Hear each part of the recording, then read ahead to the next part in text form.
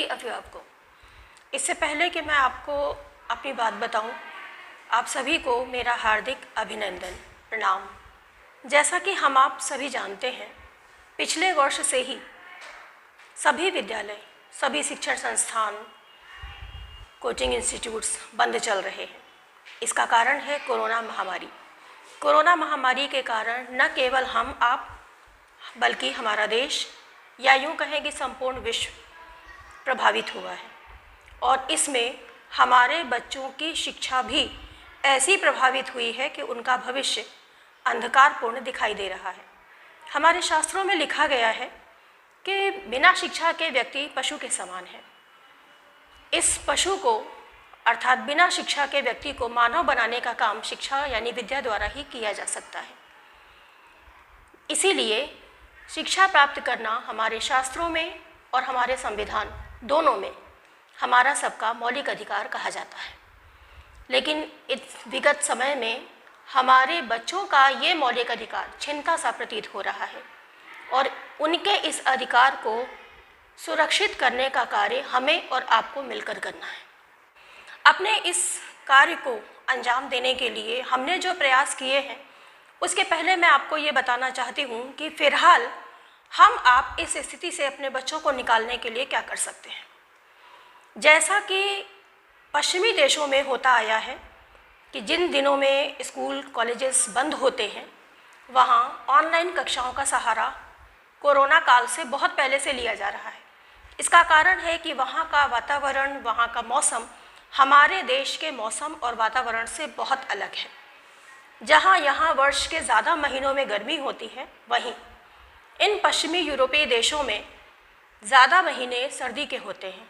इतनी ठंड होती है कि घरों के बाहर, सड़कों पे, पेड़ों पर, घरों की छतों पर बर्फ़ ही बर्फ़ जमी होती है। ऐसे मौक़ों पर स्कूल कॉलेजेस बंद किए जाते हैं।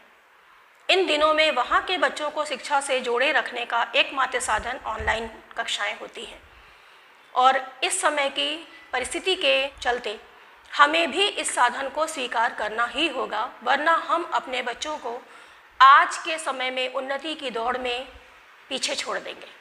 इस स्थिति से निपटने के लिए, अपने बच्चों की मदद करने के लिए हमने अप्रैल माह में ही ऑनलाइन कक्षाएं शुरू कर दी थी। परंतु ऑनलाइन कक्षाओं के साथ साथ जुलाई माह में माननीय मुख्यमंत्री योगी आदित्यनाथ जी की मोहल्ला कक्षाओं की परिकल्पना से प्रेरित होकर हमने अपनी ऑनलाइन कक्षाओं को ऑफलाइन कक्षाओं से जोड़ते हुए ऑनलाइन कम ऑफलाइन कक्षाओं को प्रारंभ करने का संकल्प लिया। इस संकल्पना के अंतर्गत हम अपने विद्यालय के आसपास के गांवों में जाते हैं।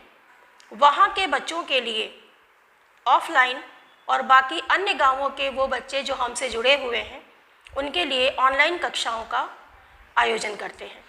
इस आयोजन को प्रारंभ करने से पहले मैंने अपने विद्यालय के कुछ अभिभावकों से संपर्क किया। उनके माध्यम से गांवों के प्रधानों से मुलाकात की। जैसा कि हर अच्छे बुरे कार्य के साथ एक स्वाभाविक प्रक्रिया जुड़ी होती है कि कहीं सहयोग तो कहीं असहयोग, दोनों से गुजरना पड़ता है।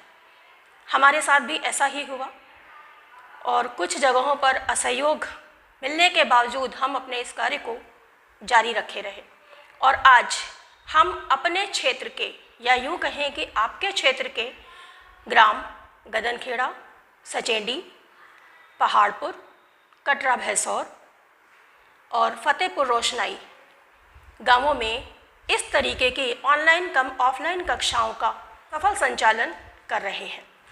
इन कक्षाओं के सफल संचालन के लिए हम ग्राम पकरी एवं ग्राम पहाड़पुर के प्रधान और सचेंडी, कटरा भैंसौर और फतेहपुर रोशनाई के उन अभिभावकों के प्रति अपना धन्यवाद प्रेषित करते हैं जिन्होंने अपने घर के कमरे या अपने घर का कुछ भाग उपलब्ध कराया ताकि हम इन कक्षाओं का सफल आयोजन कर सकें।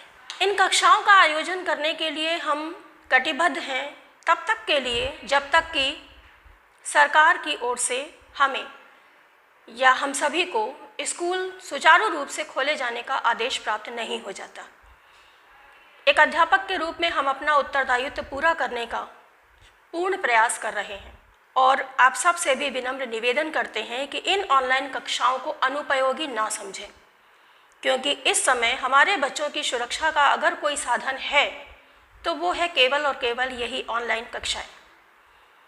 यदि आप अपने बच्चों को इन ऑनलाइन कक्षाओं में शामिल कराते हैं तो आपको इसका सकारात्मक प्रभाव अवश्य दिखाई देगा और ये सकारात्मक प्रभाव पिछले साल से लगातार ऑनलाइन कक्षाएं लेने वाले छात्रों ने सिद्ध भी किया है।